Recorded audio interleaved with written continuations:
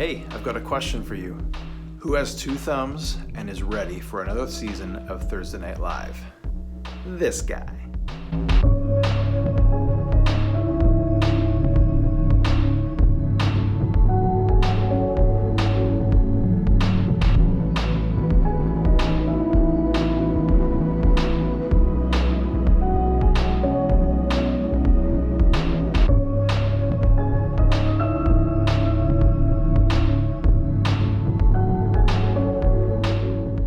So here we go, season 4, Thursday Night Live is here, and I'm excited to welcome all new guests.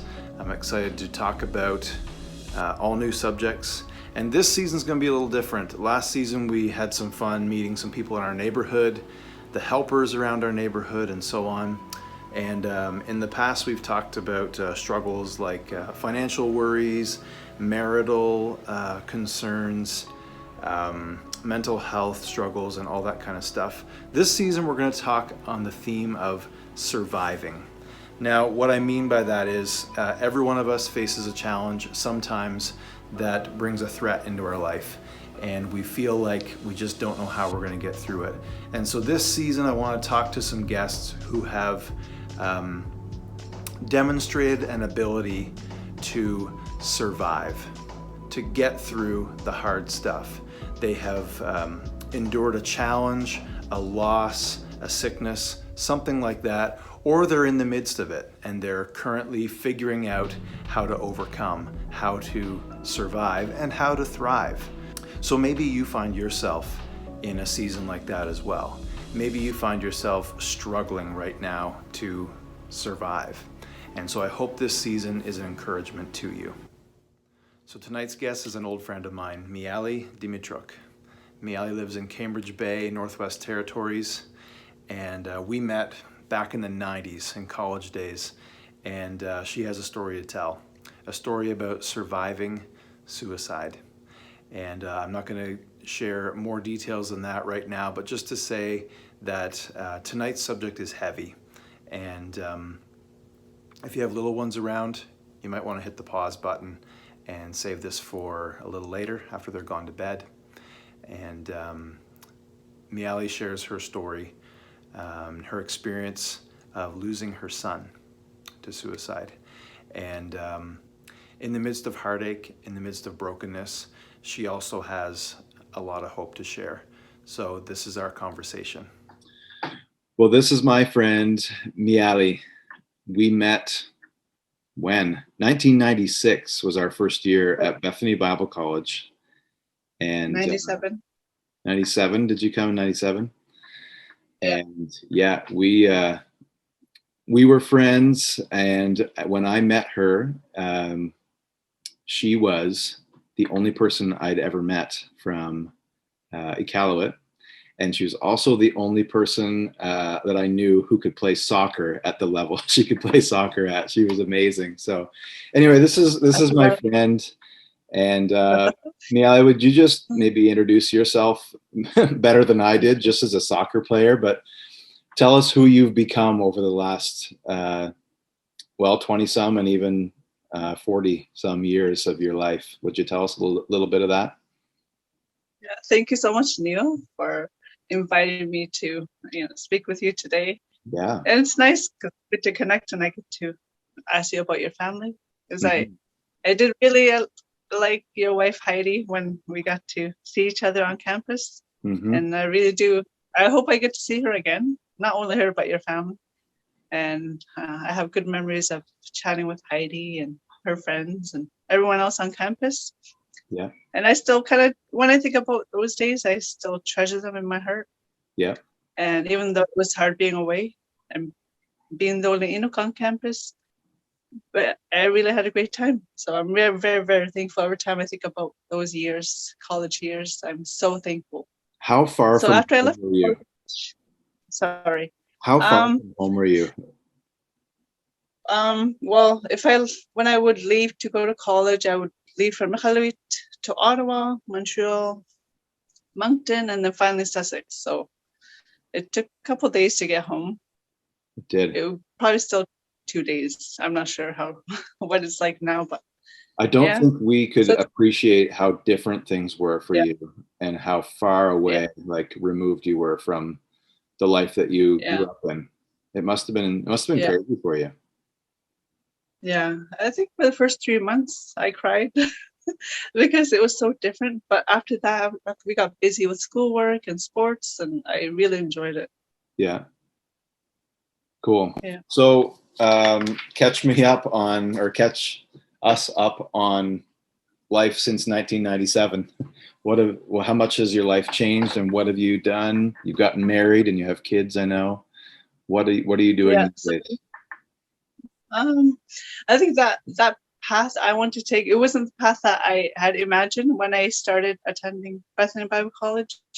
I had imagined that I would, be a youth minister at some church and volunteer maybe at some church. But then and when I left Bethany Bible College, I was like yearning for my culture, and because I was, in this, it's different in New Brunswick compared to Hawaii. So Mm-hmm.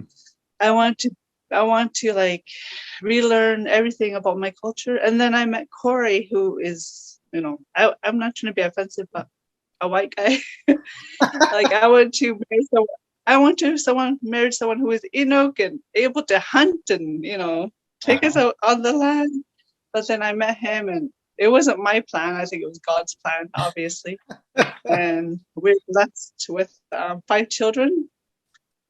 And yeah, I moved to the west to Cambridge Bay, and this is where we've been since. And life is totally like, I think for me, according to God's plan, because I feel at peace, and I'm super thankful, and I have all these lovely children to love, and Mm-hmm. my husband to love us. So Yeah.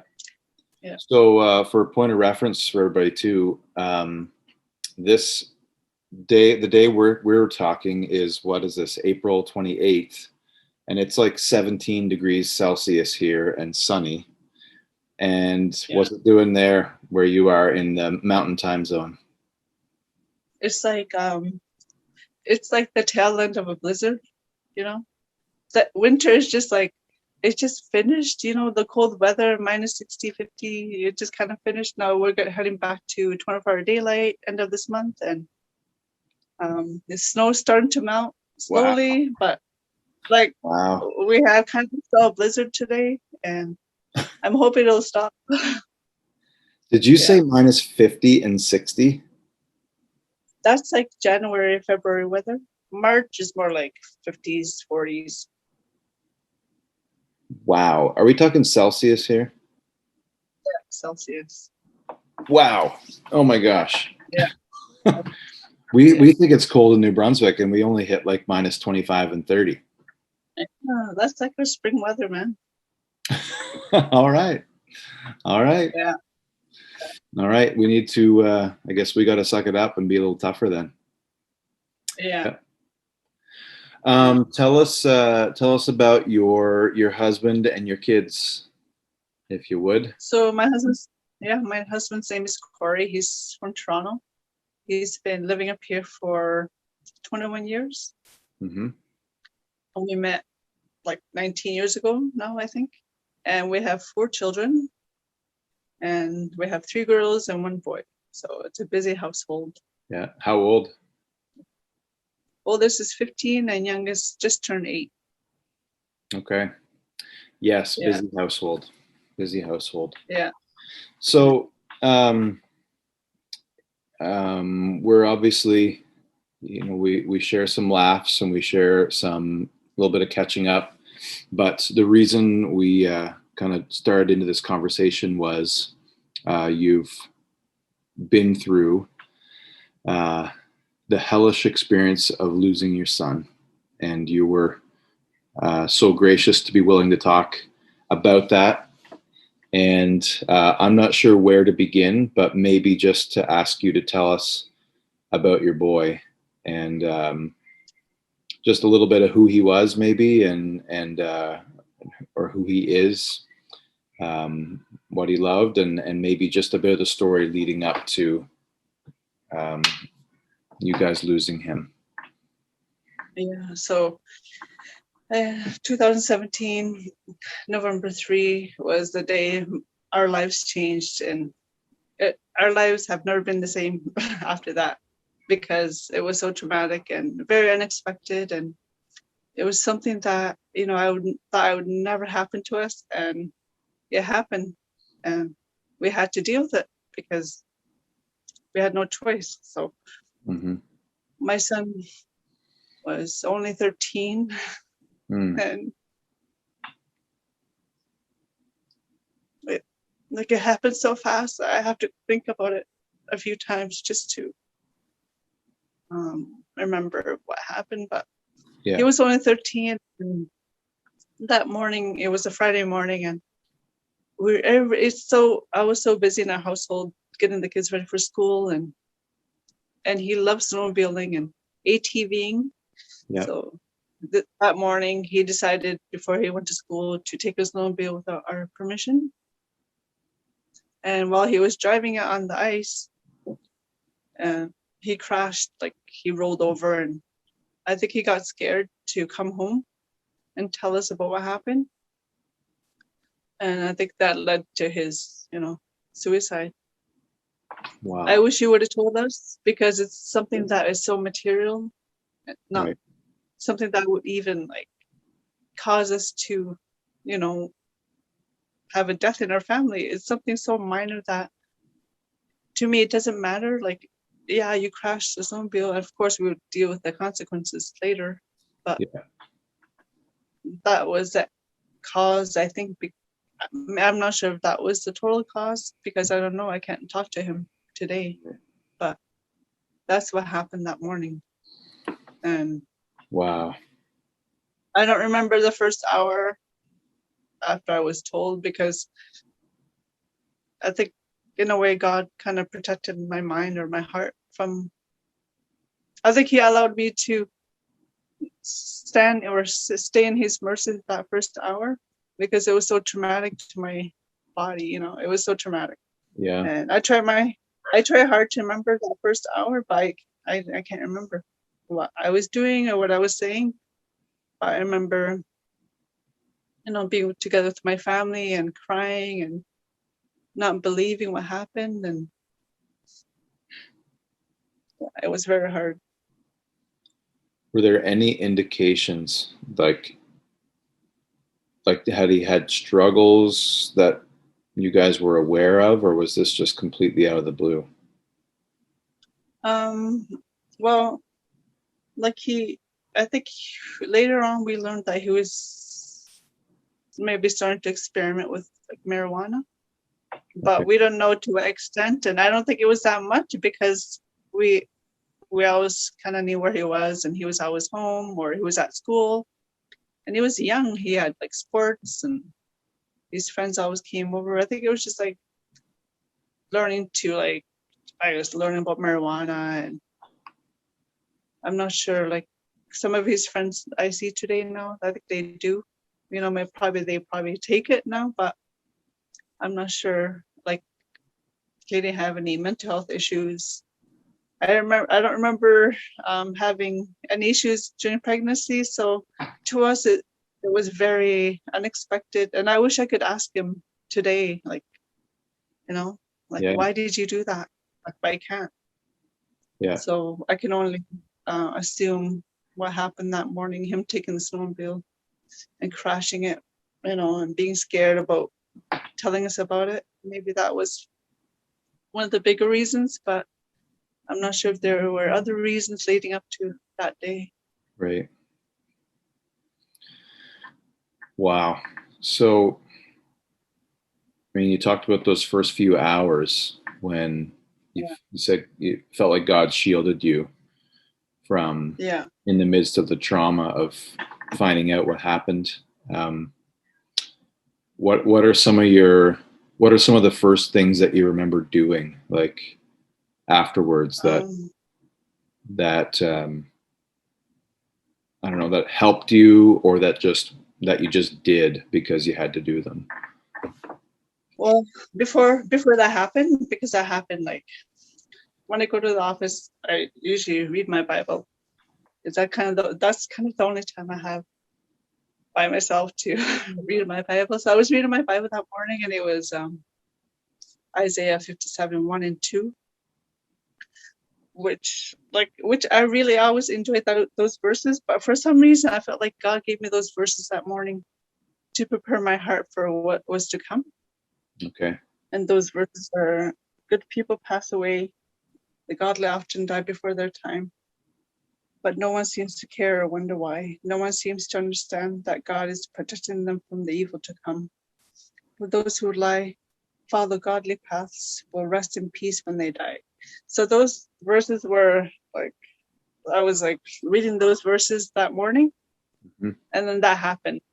And then later on, like a week or two after my son died, I was one of our church friends. We got together with our church friends, and they had been reading those verses that morning. So it kind of confirmed to me in my heart that God was like, already preparing my heart, and he was already preparing the hearts of our friends to encourage us through this difficult time. And I think for me, that's what I have to believe, because someday I hope to see him in heaven. Yep. And like our souls live on after our body dies. Like we still have to, believe in faith. For me, I believe that, and someday I'll see my son in heaven. We have so just so little we know about what that will be like, what eternity will be like. But I have loved ones that I hope to see. My grandfather, I never knew him. I never met him. He took his own life before I was born. So I didn't know. Lots of years of struggle for him, but I have every reason to believe he was a man that loved the Lord, but had mental health struggles and couldn't seemingly get the help that he needed. So I look forward to that day too, being there together.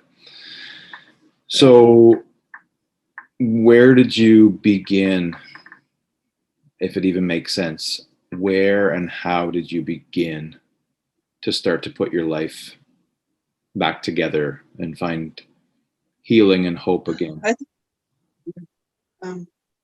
think from the beginning we're under the grace of God, because like I didn't think life could continue on for me or go on after my son died, because my heart shattered to a million pieces. Like my whole body broke, like for me anyway. But through the grace of God, we're still here. Like I remember the first 3 weeks after my son died, my heart was like in pain. Like I wanted to have a break from the pain, but I couldn't. It was hard. A lot of people prayed for us. My family came over from Miali, my parents and sisters and nieces. So we had a lot of support. But after they left, we had to learn to stand on our own 2 feet. And we started grief counseling right away, a few days after my son died.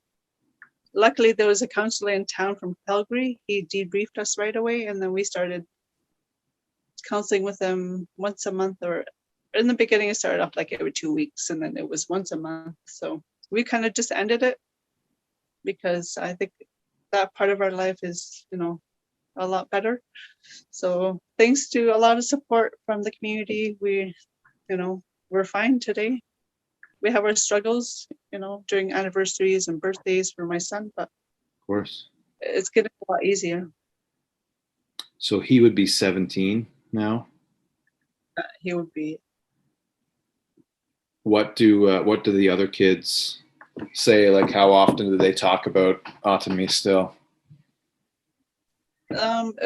If something happens during the day that it reminds them of him, then they remind, like we tell a story and they tell a funny story, but it's not as often anymore, even though they do think about him. Yeah, it's more like a positive thing now. It's not like a sad thing. It's more like a good memory. Yeah. Yeah. You must have moments with your kids even where, man, if Ottomy was here, he would say this, or he would do this, or you're so much for sure. Yeah, like yesterday at my daughter's birthday party, I was like, oh, my son loved her so much. He would make sure that, she was happy and, enjoying her day. Like he loved all of us so much and we loved him very much. And I think in a way, I think he's in a better place. And when I remind myself that he is in a better place and I don't think like that so much, I just kind of try and let him live in peace because I hope that he is. Yeah. Yeah. How do you want people to remember your son? Because he's more than just a boy who committed suicide. How do you want him remembered? I think we're all gonna die somehow. I'm not sure how I'm gonna die, but there are people who die every day through water, air. Like we're all gonna die. So my son he died by suicide. So I think for us, we shouldn't be afraid to die as long as our soul is saved and we know where we're gonna go after we die. We should be, I'm not afraid to die. If I die today or tomorrow, I hope that my soul will go to heaven. So in a way for me, I have to always be prepared. Try to read my Bible every day and pray and go to church and encourage my kids, pray for my kids and their souls, not only my soul and the kids, but everyone on earth. I hope no one will go to hell. I hope we'll all go to heaven. And being on earth, I don't think this is our home on earth. Heaven is our home. Yeah. Very temporary what we're living right now. Yeah. How have you been able to sustain faith in a good God, or in the truth that we always say God is good all the time, or God's good to his people, and God provides for us and all those kinds of things? How have you kept your faith alive through such a crisis? I don't think it's what I'm doing, but I think it's the grace that he gives me when I come to him. I don't read my Bible as much as I should or spend as much time as I should with God, but he provides me enough grace that keeps me wanting to come back to him and build a stronger relationship.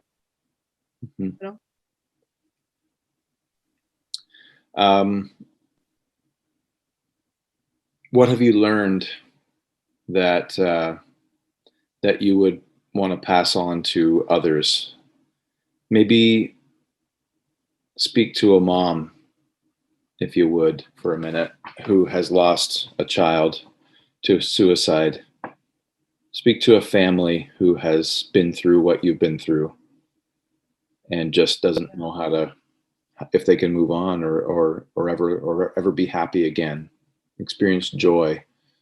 Would you just speak to those people for a moment? I think if I didn't believe in God, my life would totally be different right now. I don't know what it would be like, but I think if I didn't believe in God and didn't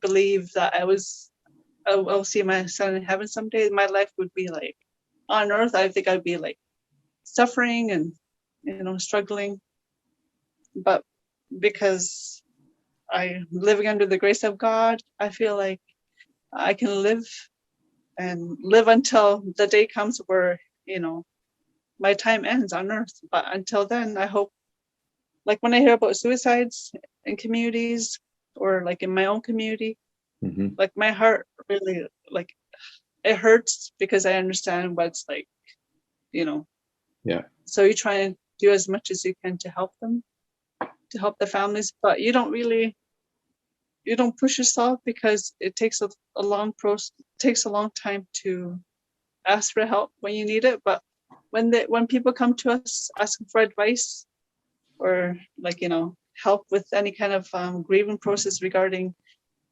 your child committing suicide, then we reach out. But we couldn't do that for a long time because we didn't have enough strength to help other people. Now I feel like I'm ready to help other people. So wow.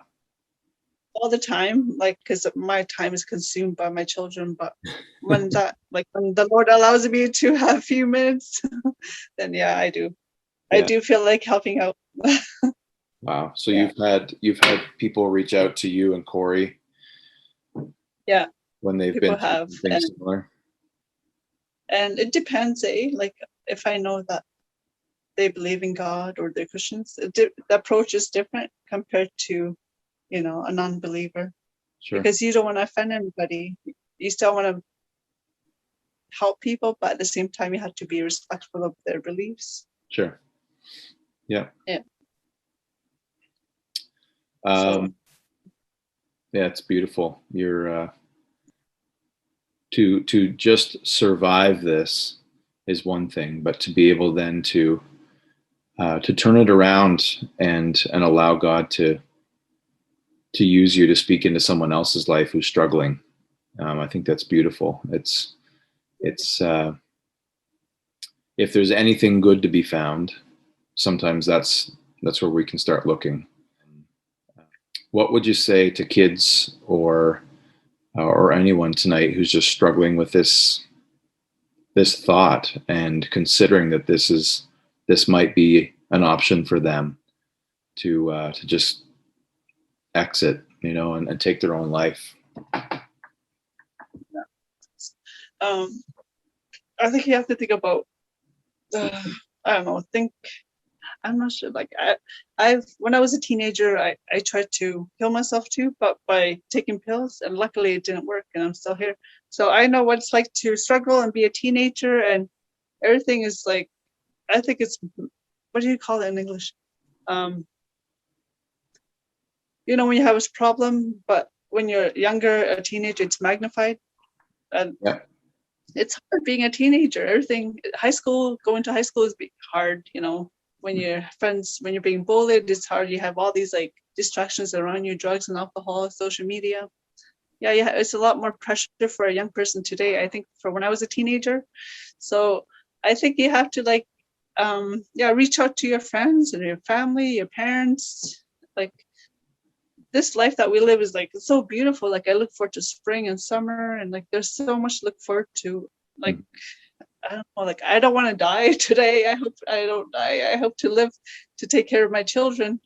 When you think about like other people who need you, it makes you want to live. Like, I want to live.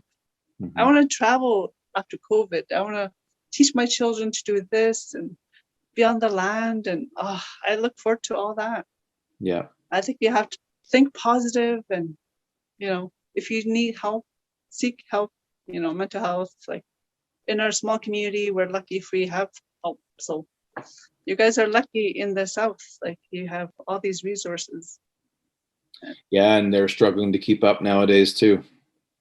By the way, I love hearing you refer to us as the South. I know, up here, up north. Yeah, I say province. In the province. Yeah. I mean, I remember somewhat. It's 25. It's 30 years ago since I was a teenager, 15, 14. But everything at that point seemed like, it was a big deal, right? Or everything was, I think you used the word magnified. That's a good word. And you just thought if something was bad, it was never going to end. Yeah.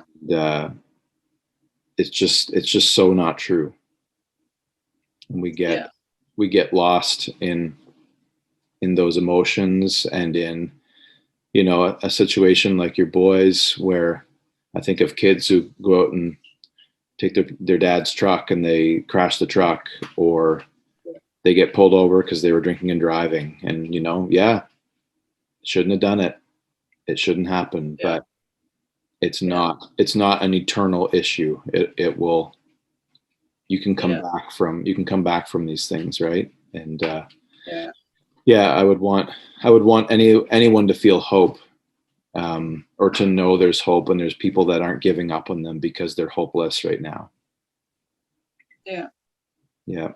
Thanks for being. I went to like a Bible college, and I say I believe in God, and yet my son committed suicide. So that really kind of, I think about those things too, and I'm like, why? How can that happen? Like, didn't I do a good job praying for my son and protection of my son? Like, didn't God love me enough to save my son from that morning? Like, I have those thoughts too, but like, those are just gonna bring me down. So I choose to believe instead that I'll see him in heaven, and those kind of questions will be answered when I see God someday face to face.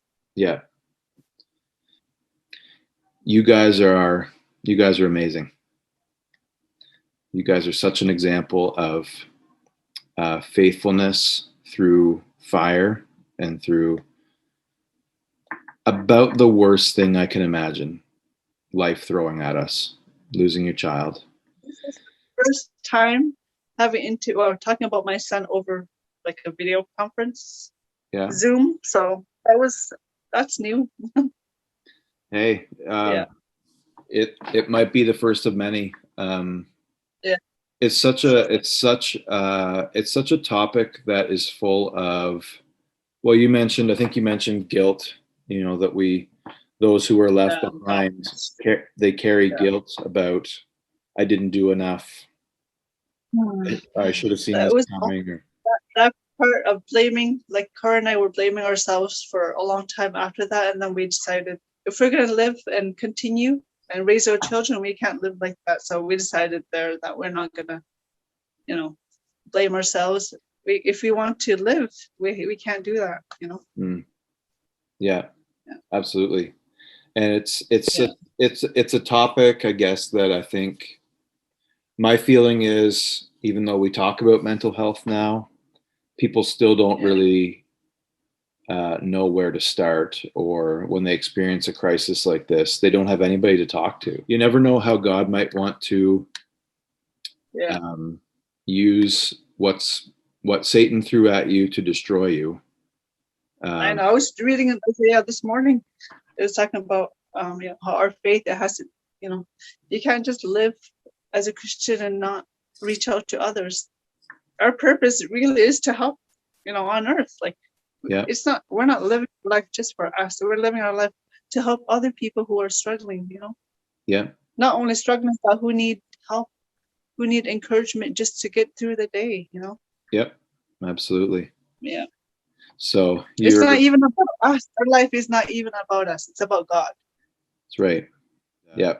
You might have all kinds of opportunities come your way in the future to share what is the absolute worst thing of your life. Yeah. But you get to bring redemption out of it. It's how God seems to work so often. Yeah. Our darkest moment, or our hardest time, can be used for his greatest glory sometimes. Yeah, so true. I agree. Yeah. We just don't want to have to go through it to get there. Yeah. Going through fire. Right. Nobody wants to go through fire to get to the water. They just want to go to the water. Yeah. You shared a lot of hope here today. When you started, before we even started, you said, I don't know if I can do this, and you were wiping tears. And while the tears are real, I also see, as I listen to you and I talk, your joy is real too. Yeah. And your smile. Thank you so much, Nathan. Yeah. My exhausted smile. Yes. Always someone tugging at your shirt, needing something, right? Yeah. Thank you so much. I really appreciate. I hope that we have a friendship. Absolutely. And we can always I hope to attend the church near you and worship with you guys someday. That would be so cool. That would be so cool. You come back to New Brunswick. You would do that for us? Yeah, that'd be awesome. That would be really cool. We have some good friends here in our church that have spent some years in Iqaluit as RCMP. Oh yeah. and I know But for they've seen him, the worst side. yeah, they've seen some hard things, but for them, Yeah. they loved it as well, and he would go back in a minute. Yeah. When I met you at college, I think you were the shyest person I had ever met to that point in my life.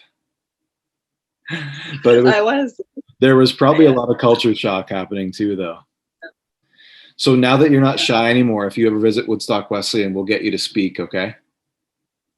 Yeah. I don't think I would say I'm not shy, but okay. You said you were going to be a youth pastor, so maybe you can speak at youth group some night when you come. Yeah. Mary, thanks so much. Or I call you Mary when you were in New Brunswick back at college days, but it's Miali.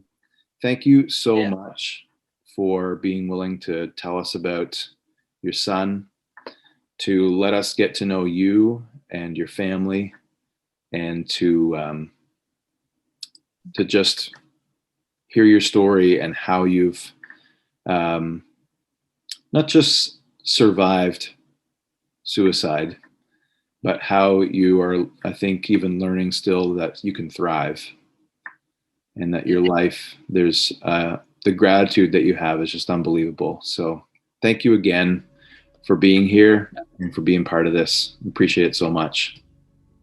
Yeah. Thanks to one thing that we have in common for connecting us today. And I really appreciate your time as well. And I hope, you have a good afternoon. I'm gonna. Miali, thank you so much for sharing your story, for sharing what you and Corey and your family went through, and for honoring your son Otami's life in this way, and for pointing us to the God of all comfort in the midst of tragic loss and unknown futures. That's where we want to put our trust.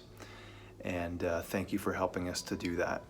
If you're a mom or a dad, or maybe a grandparent, maybe even a sibling who has lost someone dear to you, a child, or maybe a parent, maybe a sibling, if you've lost someone dear to you, I hope Miali's story did that, pointed you to Jesus, pointed you to the source of all comfort. We don't know why these things happen. We don't understand. It's natural to question God, and it's natural to be angry and to grieve horribly.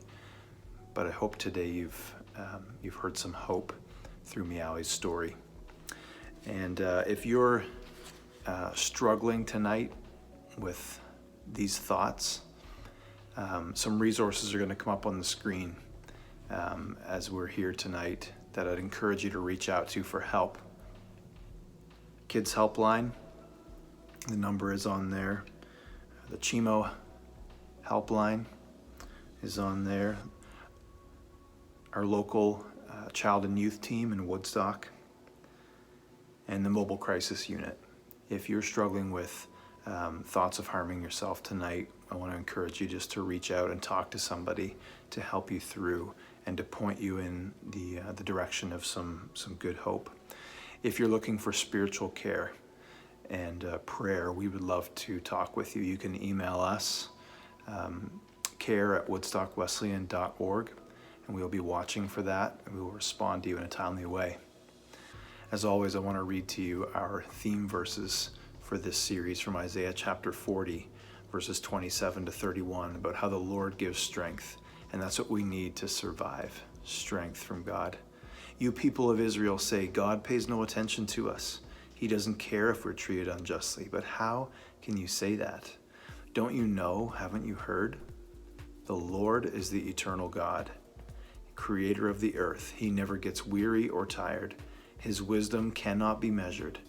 The Lord gives strength to those who are weary. Even the young get tired, then stumble and fall. But those who trust the Lord will find new strength. They will be strong like eagles, soaring upward on wings. They will walk and run without getting tired. If you're tired, let me point you to Jesus. We believe that all hope and all hope of surviving the trials that we go through in life begin and end in a relationship with Jesus Christ, and you can come into that at your choosing. His grace is for you. Just invite him to come into your life, forgive you of your sins, and give you eternal life. and begin to follow his ways, begin to get to know him, begin to look at his word. If you don't have a Bible, reach out to us. We would love to give you one. So here we are. I hope you've found encouragement to survive the challenges that life can bring your way. If you need any time to talk, you can reach us at care@woodstockwesleyan.org. We would always love to meet with you, talk with you, pray with you. And whatever you're facing today, I pray and hope that this series has given you some hope to survive and thrive through the challenges of life. If you don't have a home church, we'd love to have you with us here on Sunday mornings for our worship gatherings at 10:30 here at 340 Lockhart Mill Road in Jacksonville. Come join us if you don't have a church that you call home. For now, thanks for joining us for another season of Thursday Night Live. We'll see you in the fall.